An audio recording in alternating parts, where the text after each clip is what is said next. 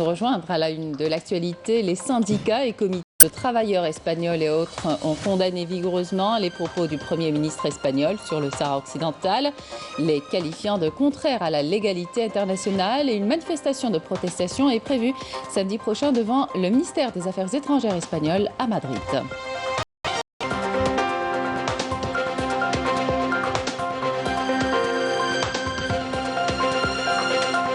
La grogne se poursuit au Maroc. Cette fois-ci, c'est une opération de destruction d'habitations dans la ville de Casablanca. 155 familles ont été jetées dans la rue et dépossédées de leurs biens. Pendant ce temps, le ras-le-bol social se poursuit. Industrie d'abord, l'inauguration hier par le groupe Sonatrach d'une nouvelle unité de fabrication d'équipements métalliques à Alger, puis cette grande opération d'exportation d'une grande quantité de câbles électriques de haute tension d'une unité de production à Ain Daba.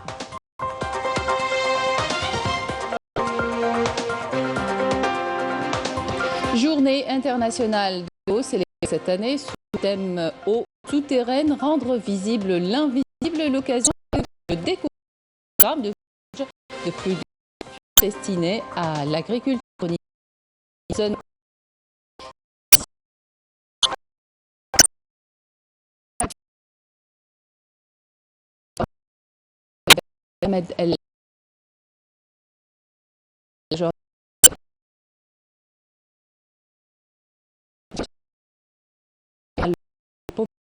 Sa visite officielle, il visitera aujourd'hui Port Hamed où accoste de guerre. Le général de l'armée prendra également part à l'ouverture officielle des pays du Moyen-Orient. De nouvelles au champ sur le Sahara occidental des syndicats et comités de vigoureusement les propos du Premier ministre espagnol, les qualifiant de contraires à la légalité internationale et à un détachement clair des engagements de Madrid envers ce territoire occupé par le Maroc. Abdelmajid Benkassi. Le revirement de la position du gouvernement espagnol sur la question du Sahara occidental et son alignement sur les thèses du Merzane est une surprenante décision pour tous les observateurs. L'Espagne, dont la responsabilité historique et politique sur le Sahara occidental n'est plus à démontrer, avait, on s'en souvient tous, remis en 1975 à travers les accords de Madrid et par le truchement de Franco, alors maître sans conteste de la péninsule ibérique, son ex-colonie sur un plateau d'argent, au nouveau colonisateur, le Maroc. Un changement de position espagnol qui continue de susciter des réactions à travers l'Espagne, ainsi des syndicats et comités de travailleurs espagnols dont USO, AIG, Confédération intersyndicale et Comisiones Obreras ont condamné vigoureusement la position exprimée par le Premier ministre espagnol Pedro Sánchez sur le Sahara occidental, la qualifiant de contraire à la légalité internationale et un détachement clair des engagements de Madrid envers ce territoire occupé. Ces syndicats ont fustigé la position du Premier ministre espagnol qui reflète la flagrante renonciation de Madrid à ses engagements historiques, politiques, moraux et humains dans les territoires occupés, qui, aux yeux de la légalité internationale, demeurent sous la responsabilité de l'Espagne, jusqu'à ce que le peuple sahraoui puisse accéder aux droits légitimes, à savoir l'autodétermination et l'indépendance. L'association de la République sahraoui s'est dite surprise par la récente décision du chef de gouvernement espagnol, soulignant qu'il s'agissait d'une capitulation juridique et politique face au Maroc. L'association des Amis de la race a indiqué que cette nouvelle position, prise rapidement et sans concertation apparente avec les partis de sa coalition, constituait d'abord une capitulation face au chantage migratoire que ne cesse de brandir le Maroc depuis un an sur les frontières des enclaves espagnoles de Ceuta et Melilla. Côté sahraoui, le représentant du Front Polisario en Europe et auprès de l'Union européenne, Oubibou Shraya Bech, a affirmé que la position soudaine exprimée par Pedro Sánchez constituait un grave dérapage à même d'alimenter les tensions et hypothéquer les chances d'un règlement politique du conflit au Sahara occidental. L'Espagne, qui, conformément au droit international, reste toujours la puissance administrante de son ancienne colonie, le Sahara occidental, ne peut renier unilatéralement ses responsabilités et ses obligations qui lui imposent sa relation unique avec la région et ses habitants. De son côté, le conseiller à la présidence de la République sahraoui, Bachir Mustafa Seyed, a affirmé que la position unilatérale du gouvernement espagnol sur le conflit au Sahara occidental est un comportement isolé qui porte un sérieux coup à la crédibilité de l'Espagne et constitue une nouvelle trahison envers les peuples sahraouis et espagnols. Réaction donc en cascade suite à ce changement de position espagnole. La classe politique, dans sa majorité, dénonce le revirement vis-à-vis du Sahara occidental. On reproche au Premier ministre une trahison, une décision sans concertation avec les partis politiques et surtout en contradiction avec la légalité internationale. Amélie Siridir. Le changement du Sahara occidental suscite toujours les réactions de la classe politique espagnole.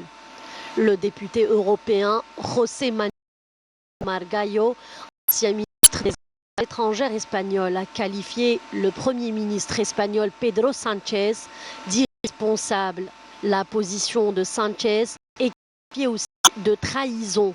Les parlementaires espagnols appellent d'ailleurs le Premier ministre à convoquer le Parlement. Cette position est pour nous une rupture du principe de base de la politique extérieure espagnole. Une politique de consensus. Pour cela, la loi sur la politique extérieure oblige le gouvernement à faire des stratégies de réaction extérieure. Il y a eu deux. D'ailleurs, deux stipulent qu'il faut le respect des résolutions des Nations Unies et unilatéralement, sans compter les partis de l'opposition, sans le débat ni lors d'un conseil des ministres. Le président du gouvernement change radicalement la position espagnole en ce qui concerne un sujet central dans l'une des zones les plus sensibles d'Afrique du Nord. Resulta, no lo dice nuestro propio gobierno, lo cual es todavía más humillante para los españoles, que es el gobierno marroquí. C'est humiliant pour le peuple espagnol que son propre gouvernement n'a pas rendu publique cette décision. On dirait que le gouvernement marocain a remis une lettre à Pedro Sánchez qui a pris une décision sans consulter personne, ni même la soumettre au groupe parlementaire, ou du moins les informer de cette position. On se rend compte que la politique internationale extérieure de l'Espagne a changé concernant sa relation avec le Sahara occidental que nous avons maintenu les 47 dernières années. Ce que nous allons demander en arrivant au Parlement, c'est la comparution en urgence du ministre des Affaires étrangères espagnol pour s'expliquer le changement de la position de Madrid. Il s'agit d'une affaire très importante pour notre politique internationale. Nous qualifions cela comme une trahison de plusieurs années de lutte de plusieurs personnes pour la défense de leurs terres et pour leur cause juste. Pour sa part, le délégué sahraoui pour l'Espagne, Abdullah Arabi, affirme que la décision unilatérale du Maroc et de Pedro Sánchez va à l'encontre du droit international et des aspirations légitimes du peuple sahraoui. Esta decisión, desde luego, es muy acertada, rompe un consenso que siempre ha existido a nivel de la política exterior española. Cette décision rompt un consensus qui existe depuis toujours dans la politique extérieure espagnole, qui est contraire aux résolutions des Nations Unies. L'Espagne s'incline devant une position unilatérale, celle du Maroc, opposée au droit international. Cela va non seulement contre les légitimes attentes du peuple sahraoui, mais aussi contre la solidarité du peuple espagnol avec le peuple sahraoui. On tient à profiter de ce moment pour lancer un appel à toutes les forces politiques, à la société civile ainsi qu'aux institutions espagnoles pour redoubler leur mobilisation dans les prochains jours pour expliquer au gouvernement espagnol que cette décision est et va à l'encontre du droit international. C'est une décision qui affecte la stabilité et la paix dans la région du Nord africain. Il est à rappeler que suite à ce revirement de position, le Premier ministre espagnol Pedro Sánchez risque d'être poursuivi devant la Cour pénale internationale pour complicité de crimes de guerre, car il donne son appui à l'acquisition du territoire sahraoui par une force armée coloniale. Et puis sachez qu'une manifestation de protestation est samedi prochain devant le siège du ministère des Affaires étrangères espagnol à Madrid, dénonçant cette deuxième trahison espagnole au peuple sahraoui. La grogne se poursuit au Maroc. Cette fois-ci, c'est une opération de destruction d'habitations dans la ville de Casablanca qui a provoqué le courroux des propriétaires qui avaient acquis en bonne et due forme leur maison. 155 familles ont été jetées dans la rue et dépossédées de leurs biens. Des familles entières sont sorties dans la rue pour crier leur détresse. Pendant ce temps, le ras-le-bol social se poursuit. Abdelmajid Bassi. Opération musclée des forces de l'ordre du Merzen dans la ville de Casablanca. Une armada de policiers et de gendarmes ont investi les lieux. Objectif, destruction d'habitations de familles en situation de précarité.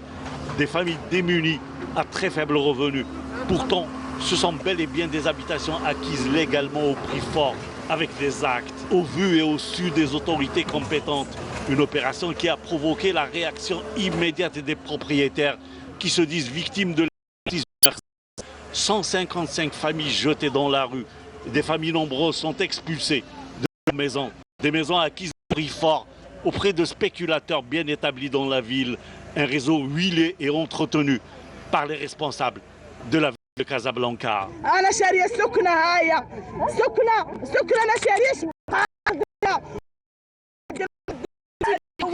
J'ai acheté une maison. Moi, je n'ai pas acheté un terrain que j'ai construit pour qu'ils viennent la dire.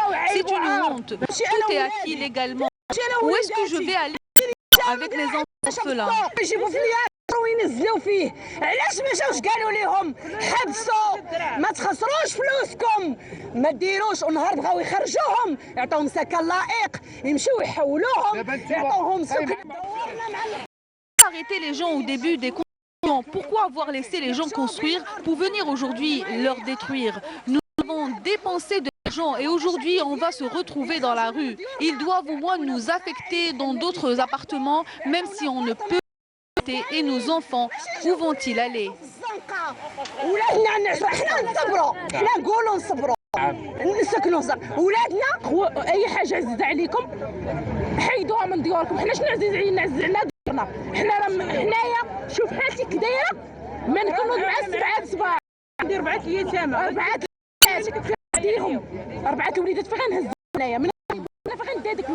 Ils ont attendu la dernière minute pour nous évacuer en nous disant de prendre tout ce qui est. Mais nous refusons. Nous voulons rester. On ne veut même pas de lieu de rechange. Nous avons acheté avec notre argent par le biais d'avocats. Et ce sont ceux-là même qui nous ont vendus. Ils nous expulsent aujourd'hui.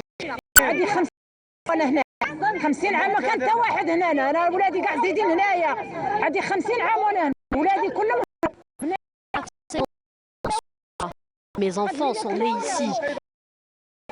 Les responsables de cette situation doivent payer et aller en justice. Une injustice qui n'a plus de limite. Le Merzen s'attaque aux citoyens marocains, prive de tous les moyens de subsistance. C'est le cas de cette jeune femme qui a été dépossédée de ses marchandises. Plus de 50 000 dirhams de marchandises confisquées. Elle sort dans la rue et crie son désarroi et sa détresse.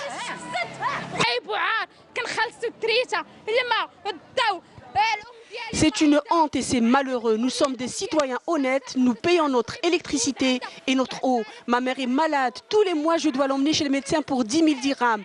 Je n'en peux plus, c'est trop. Je demande seulement qu'ils me rendent ma charrette et ma marchandise pour pouvoir travailler, mon frère et moi, et pour à peine 50 dirhams par jour. Le peuple souffre. Vous voulez que j'aille faire les trottoirs et dévier?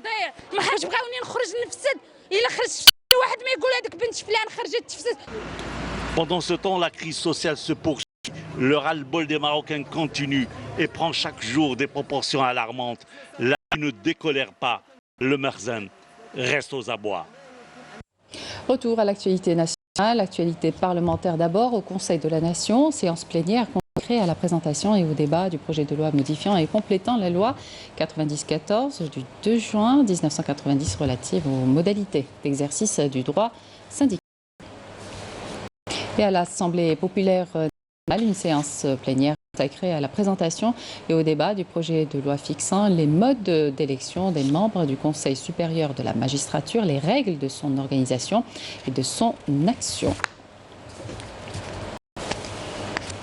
Le groupe Sonatrach a inauguré hier une nouvelle unité de fabrication d'équipements métalliques, un projet qui permettra la réduction des dépenses du groupe liées en service grâce à l'encouragement du contenu local et l'augmentation du taux d'intégration nationale dans les diverses activités.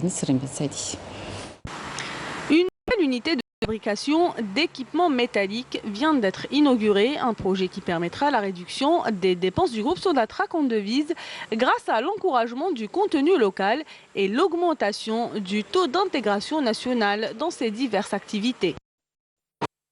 Ce projet constitue une véritable plus-value. Il va sans doute encourager la fabrication de matériel de précision en Algérie, un matériel important pour les projets futurs du groupe Sonatrach, notamment après la découverte des champs de pétrole et de gaz nouveaux. La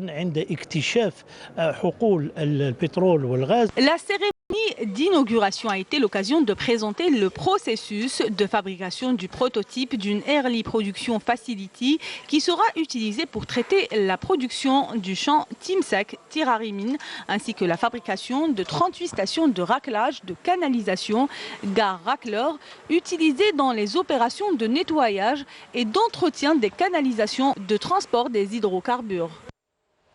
Ain-Defla, une unité de production de câbles électriques de haute tension, se prépare pour une grande opération d'exportation vers les États-Unis d'une valeur de 3 millions de dollars. Il s'agit de produits fabriqués localement et qui répondent plutôt aux normes internationales. Commentaire, Walid Yousfi.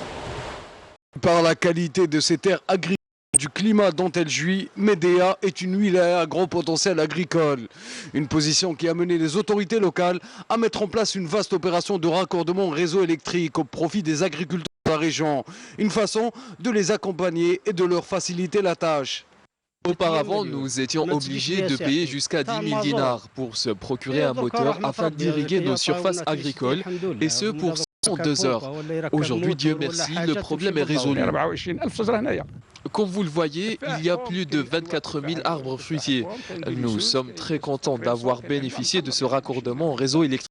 Cela nous permet par exemple d'avoir recours aux forages de la région et de développer nos potentialités agricoles. L'accompagnement pour les agriculteurs de la région promet à long terme de développer le secteur agricole de la wilaya de Médéa. Au niveau de Médéa, nous avons au total 674 exploitations agricoles. Cette semaine, 42 exploitations vont être raccordées au réseau électrique. Dans cette exploitation agricole, le raccordement au réseau d'électricité s'est fait aujourd'hui, et ce sur une distance de 3,2 km.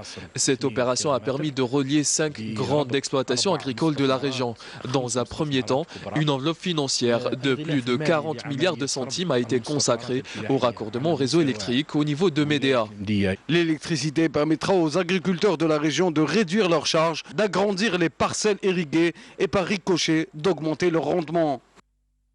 Et vous avez compris, c'était une opération de raccordement de 42 exploitations au réseau électrique qui sera bientôt achevée.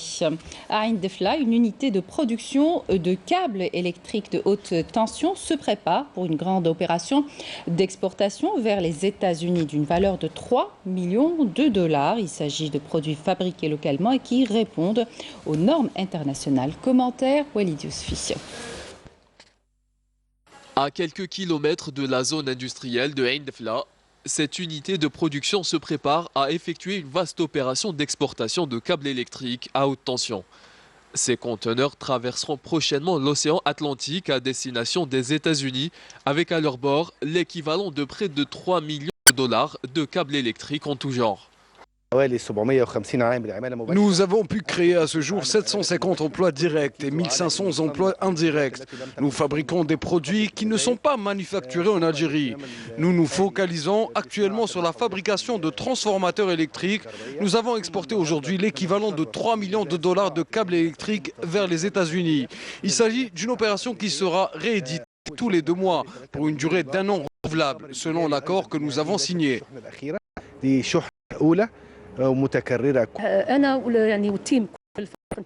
Nous veillons à fabriquer un produit de qualité répondant aux normes internationales. Cette usine a permis d'employer plusieurs personnes habitant dans la région. J'ai obtenu mon diplôme en décembre 2021. Tout de suite après, j'ai été recruté. Nous avons pu acquérir une bonne expérience et une formation de qualité ici. Une expérience qui leur permet de fabriquer un produit très demandé sur le marché algérien et même étranger. Nous avons bénéficié d'un accompagnement de l'État pour aller vers l'export, notamment dans les pays d'Afrique, d'Europe et d'Amérique du Nord. C'est donc l'une des plus importantes usines de production de câbles électriques en Algérie, une unité de production qui aspire à se faire une place de choix sur le marché international. Journée mondiale de l'eau, célébrée cette année sous le thème eau souterraine, rendre visible l'invisible, l'occasion de découvrir ce programme de forage de plus de 100 puits destinés à l'agriculture au niveau de différentes zones pastorales d'Ilizy où la technique de pompage solaire est utilisée pour assurer la distribution de l'eau potable au niveau des régions enclavées. Amélie Seridir. L'énergie solaire au service du secteur agricole. Les populations nomades et les éleveurs des régions enclavées d'Ilizy viennent de bénéficier d'un programme d'urgence pour le forage de puits destinés à l'agriculture, équipés de matériel de pompage fonctionnant à l'énergie solaire. Je travaille dans cette région depuis 2019. Je me suis arrêté un moment et aujourd'hui je reprends l'activité grâce au projet de forage des puits.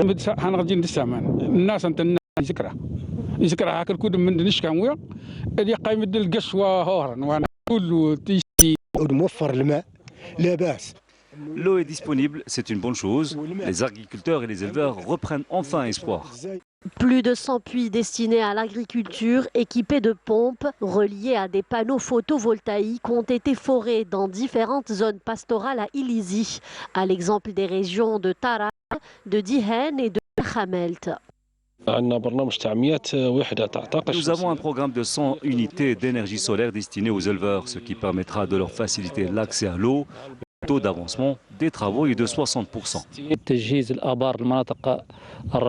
On est en train d'équiper les puits avec des panneaux solaires. Nous avons commencé à Ilizy et Janet.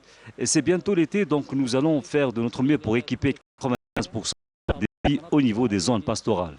Un important projet qui devrait à la fois assurer la disponibilité de l'eau potable dans ces zones enclavées et épargner aux éleveurs les déplacements, notamment en période de forte chaleur.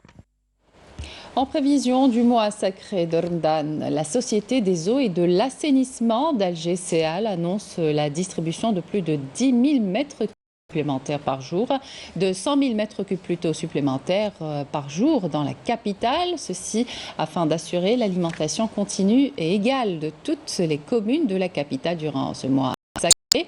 L'adaptation de ce programme a été rendue possible suite à l'amélioration du niveau de remplissage des parages alimentant la capitale, Bordès, Tipaza, Tizi Ouzou et Blida, enregistrés en novembre et octobre dernier.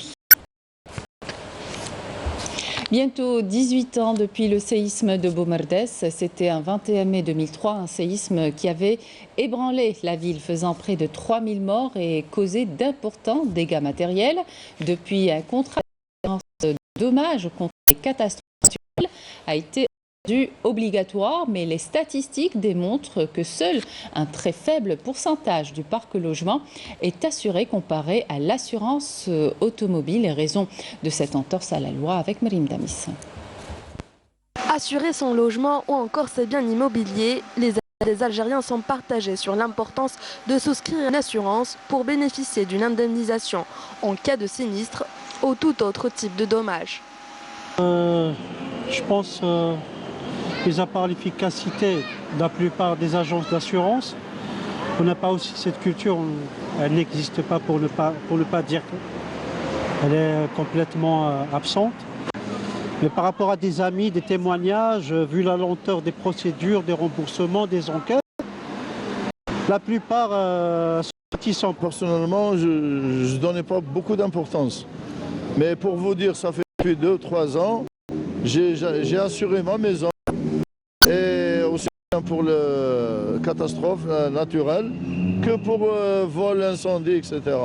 Moi je pense que les assurances en dehors de l'automobile sont indispensables. En dépit de son caractère obligatoire, l'assurance des habitations contre les effets des catastrophes naturelles suscite peu d'engouement. Les statistiques démontrent que seul un très faible pourcentage du parc logement est assuré.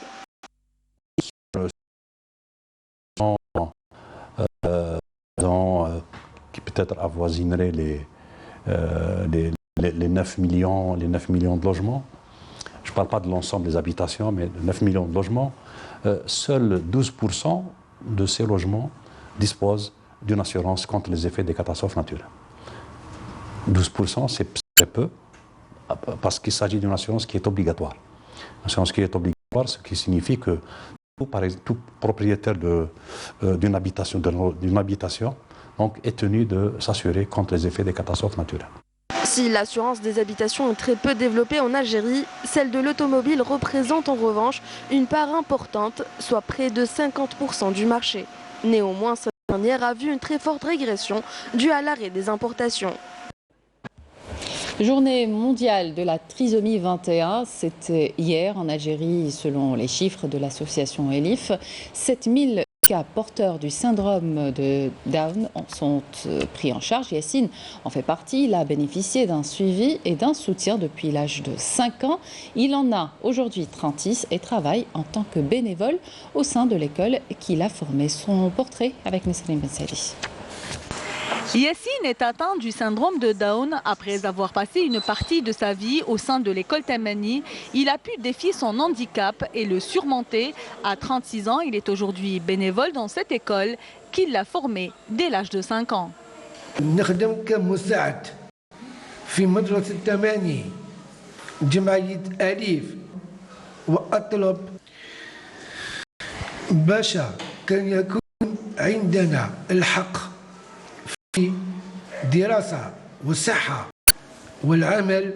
Un vœu formulé aussi par de nombreux parents et même par les associations activant dans ce domaine.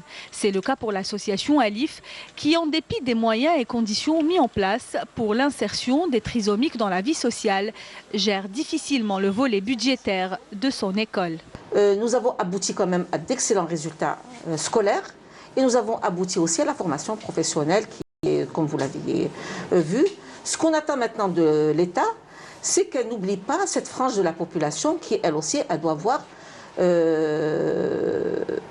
avoir ses chances d'exister, telles que, par exemple, nous, en tant que mouvement associatif, on attend une aide quand même financière. Ce qui nous manque, c'est l'aide financière et un local. Nous sommes en location. Et tout ça risque de venir entraver notre existence. Malgré les embûches, cette association a pu assurer une bonne prise en charge pour les enfants et même pour les adolescents trisomiques, en leur assurant une formation et un enseignement de qualité.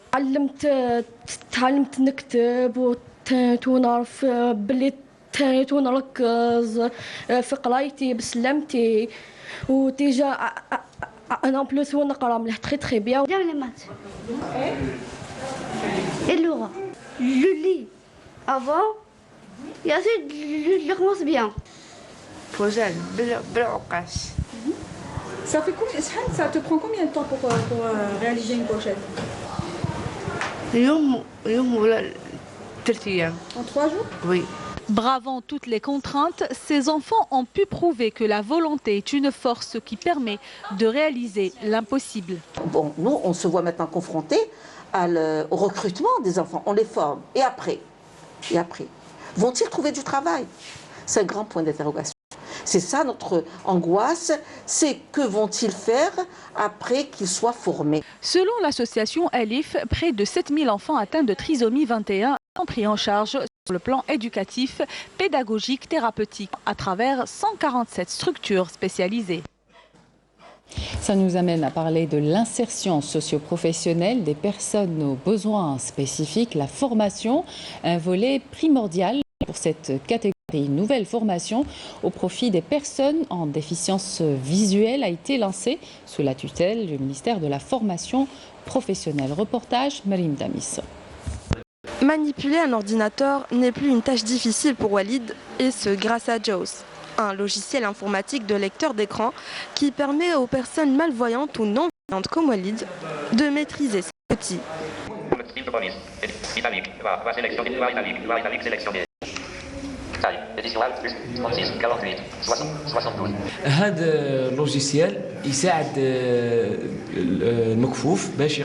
Ce logiciel aide les non-voyants à lire ce qui est écrit sur l'écran sans avoir l'aide de personne. Il y a plusieurs logiciels comme Nvidia et JAWS, mais le meilleur, selon moi, JAWS.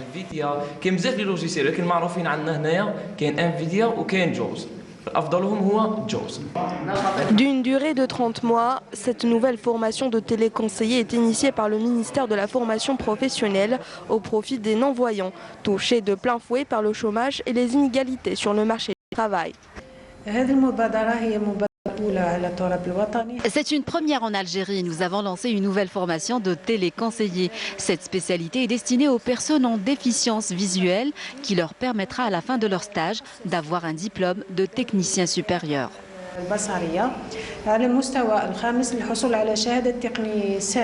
Je suis très ravie d'être parmi la première section de la formation جديدة téléconseiller.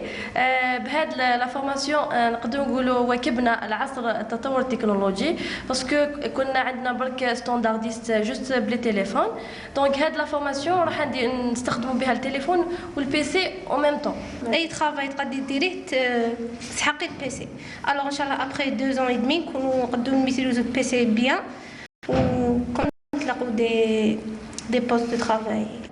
Les jeunes ont l'ambition de décrocher un emploi stable et s'assurer un avenir professionnel qui leur permettrait à terme de devenir autonomes financièrement. Et on termine avec du football, Ligue 1. Et Shalom Laïd qui s'est relancé dans la course pour le maintien en s'imposant vendredi à domicile face à l'US Biskra, recevra aujourd'hui le S Sétif avec l'objectif de l'emporter pour s'éloigner de la zone rouge à l'occasion de la mise à jour à 15h du championnat de Ligue 1 de football. Voilà, c'était la dernière information de cette édition. Merci de votre attention. Excellente suite de programmes sur Canal Algérie.